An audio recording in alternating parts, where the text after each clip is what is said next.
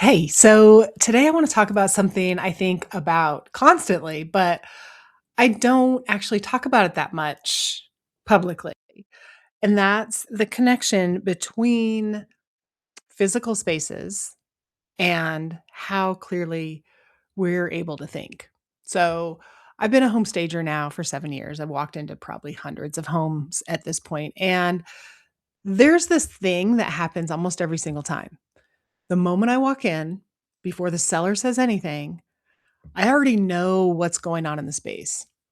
Like, not just visually, but like energetically, how it feels, right? And over the years, I've realized the same thing is true in business and in life. Our environments aren't neutral. They're either helping us work or they're working against us. There's no in between, really. So, today I want to break down why that happens and what you can actually do about it. It's not about redecorating your whole house, it's smaller than that. So, here's the thing nobody tells you about clutter, it's not actually a mess problem, it's a decision problem. And I want to make sure you know I'm talking to myself too. Um, my office, the desk is usually the cleanest part. I just cleaned it a week ago. And some of the messy things have started to creep back in. They're still here, but it's still the cleanest space in my office because I tend to have piles, things tend to accumulate. It is what it is. Um, but every single item in a space represents a choice. It's we need to decide if we want to keep it, if we want to move it, if we want to just deal with it later, right? When there's enough of those undecided things all around you, your brain is quietly keeping track of all of them, even if you're not consciously thinking about it.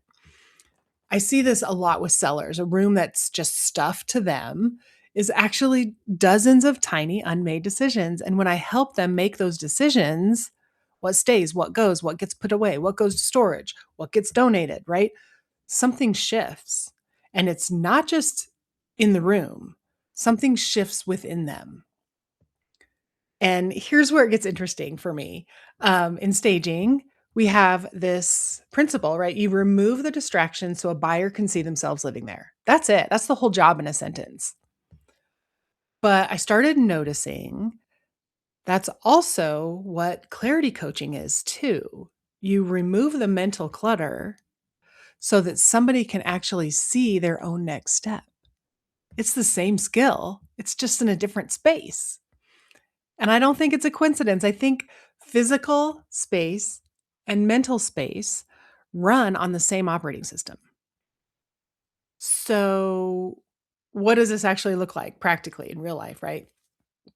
It's not about perfect. It's not about a Pinterest worthy office. I want to be really clear about that. And again, like I said, my own space, I'm not there. I'm working on it all the time. But it's about noticing what's competing for your attention without you even realizing it. Things like a desk where the to-do list pile has become part of the furniture, right? I used to have this 8-inch high stack of papers over here, and it was just always there. So it was just basically part of the desk.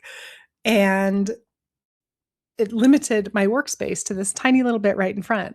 It's gone now, and it feels so much more spacious here, right?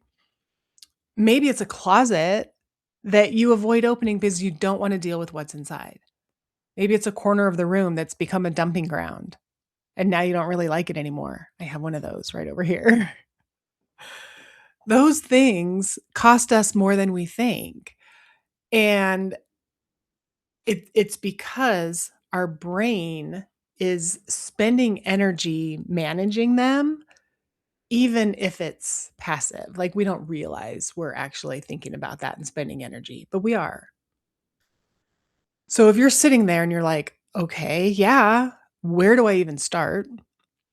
Here's what I tell clients: pick one space, not your whole house, not your whole business, one space, a desk, a corner, a drawer, even. I did this drawer the other day. and it makes me happy now when I open it. Little things, right?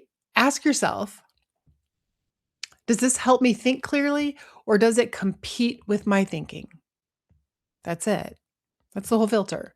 You don't need a whole big system. You don't need to read a book on organization. You need that one question.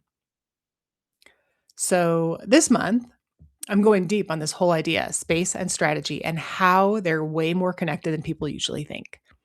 I'm going to share more of this on my Facebook and my emails inside the Clarity Lounge if you want to go even deeper. But for now, just go look for one space today. Don't try to fix it. Just look at it. Just notice it. Notice what it's actually doing for you. I'll see you in the next video. Have a great day.